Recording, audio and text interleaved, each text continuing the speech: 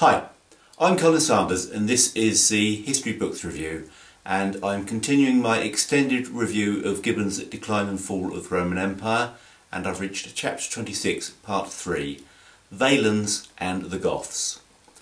Since the time of the first emperor, Augustus, there had been a rough equilibrium between the empire and the German tribes. The empire had been too big for the Germans to defeat, but too overextended to threaten their independence. But with the Huns now about to wipe out the Germans, the position had changed. The equilibrium was wrecked. The Goths understood the change in the situation sooner than anyone else, and so occurred an event without any precedent in the preceding history of the empire. The Goths appeared in huge numbers on the banks of the Danube. They were not there as enemies, but as homeless refugees seeking shelter. This was the whole nation, including the women and the children, as well as the warriors. They were not yet completely desperate. They had lost their king, but they still had the infant heir to the throne. They maintained enough of a political structure to act as a coherent group, with leaders able to negotiate with the Romans. The chief amongst these was the wily and able Fritigern. His connections within the empire meant that the way was open to meaningful negotiations with the Romans. The arrival of the Goths presented simultaneously a great threat and a great opportunity.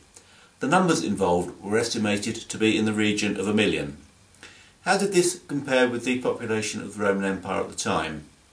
It's not known with any certainty and is still being actively researched.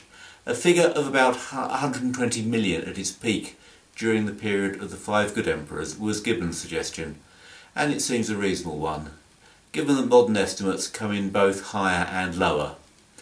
This must have been reduced somewhat by the 4th century, given all the depredations of the barbarians over the previous 200 years.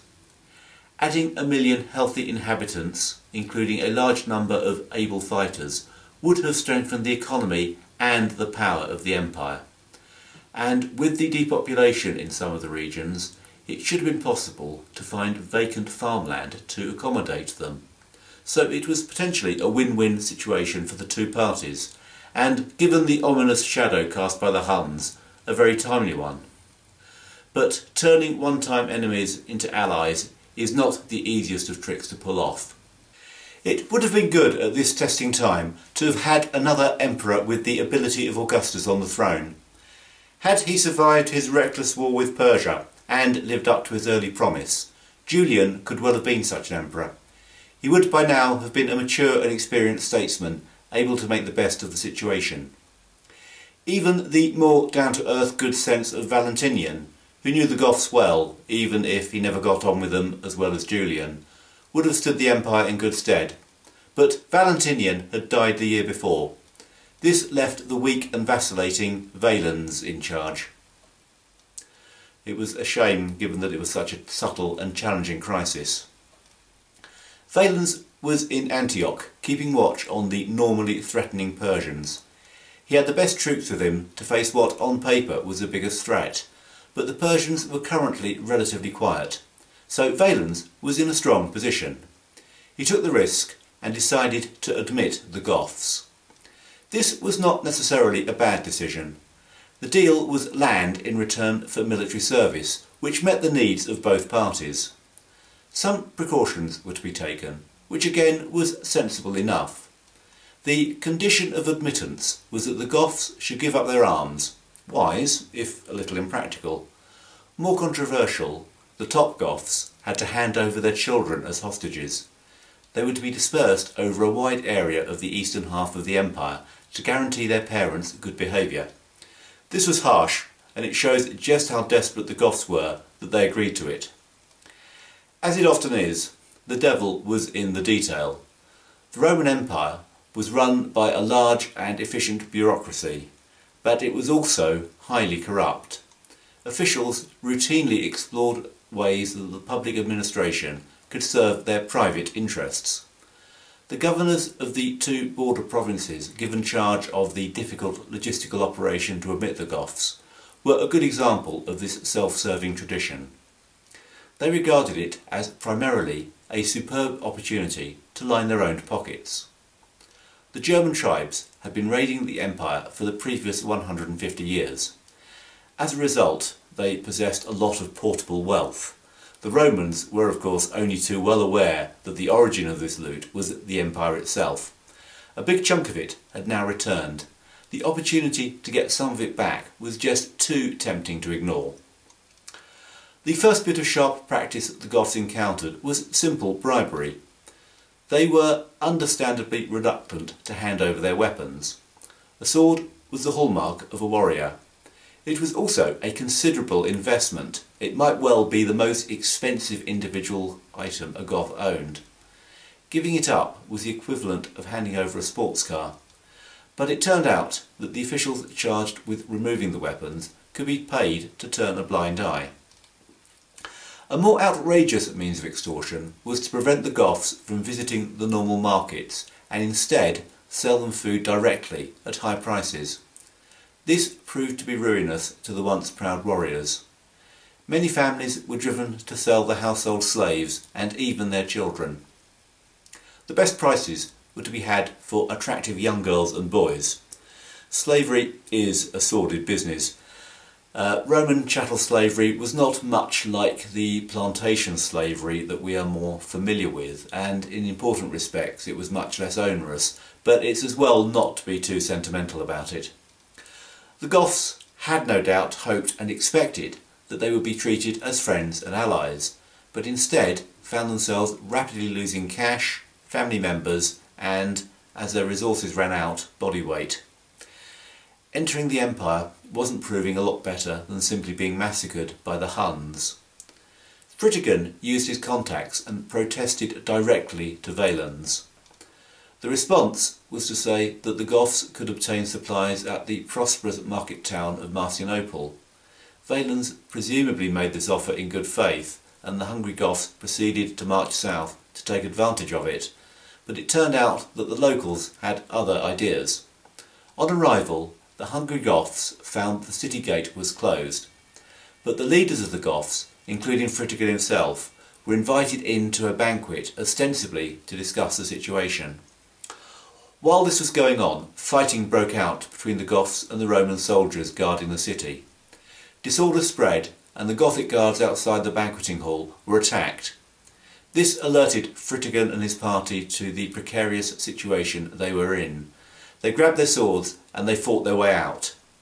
It has a whiff of Hollywood about it, but the story was to have deadly serious consequences. War followed. The Romans pulled together what troops were to hand and set out to destroy the Goths. A full-scale battle ensued outside Marcianople. It was hard fought, but the Romans were overwhelmed by the desperation of the tribesmen. This robbed the Balkans of mobile Roman forces, though the cities could still be and were defended effectively. The Goths were soon to discover this. Fritigern attacked Marcianople without success and left it declaring that he was at peace with stone walls. He might well have been at peace with walls, but his hungry followers rapidly extracted what they needed from the countryside. Many of their countrymen who had been sold into slavery were rescued.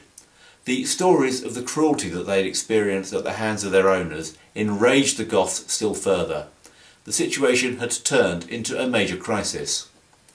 Valens was faced with a huge chunk of his empire occupied by angry looters.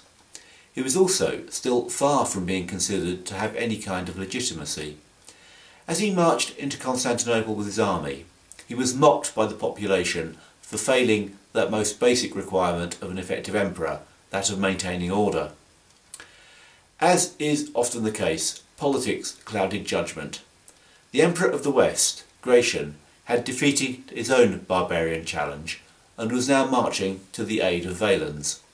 Militarily, this was good news, but it would look like Valens was being rescued. So Valens resolved to personally lead his forces to defeat the Goths himself, without waiting for external support. Fritigern's approach was realistic. He now had 2 full-scale Roman field armies on his case. Realising his peril, he attempted to open negotiations, but he did so to buy time and to give Valens a false impression of his weakness. In fact, while the negotiations were going on, fresh Gothic cavalry forces were returning from foraging, making the Goths both more numerous and more mobile than the Romans had realised. With confidence, the Romans marched north of Adrianople to seek a battle with what they had good reason to believe was a weak opponent. This decision has been much criticised, but the Roman army was hardly unused to dealing with this particular enemy. They were good quality veteran troops. With effective leadership, they ought to have been able to bring the situation under control. But the weakness seemed to be at the top. The Goths ought to have been at a disadvantage, given that they had no logistical support, and so would find it difficult to concentrate their forces. But in Fritigern, they had a leader who, unlike the Roman commanders, knew how to play the hand that he had been given. Modern estimates put the forces under arms for Valens at about 10,000 foot and 5,000 horse. They were a formidable adversary, but the eagerness with which they sought battle eroded their advantage. To reach the Gothic camp, they had marched for hours under the hot sun and arrived tired and dehydrated. The attack was made with some disorder. Fritigern had burnt crops to distract the Romans with smoke. He also once again opened negotiations, which again bought him some valuable time. In fact, it did better than that. The soldiers on the Roman side got frustrated by the inactivity and attacked without orders. The attack on their camp was held off by the desperation of the Goths, who were defending both their own lives and those of their wives and children. The Romans were thrown back and lost their formation. It was then that disaster struck. Some 5,000 Gothic horsemen arrived and fell on the Romans. It rapidly became a rout, with the Romans' easy game for the fresh and mobile mounted warriors. Valens himself escaped from the field and took refuge in a cottage. The Goths, unaware of who was inside the building, burnt it down, depriving themselves of an historic prize.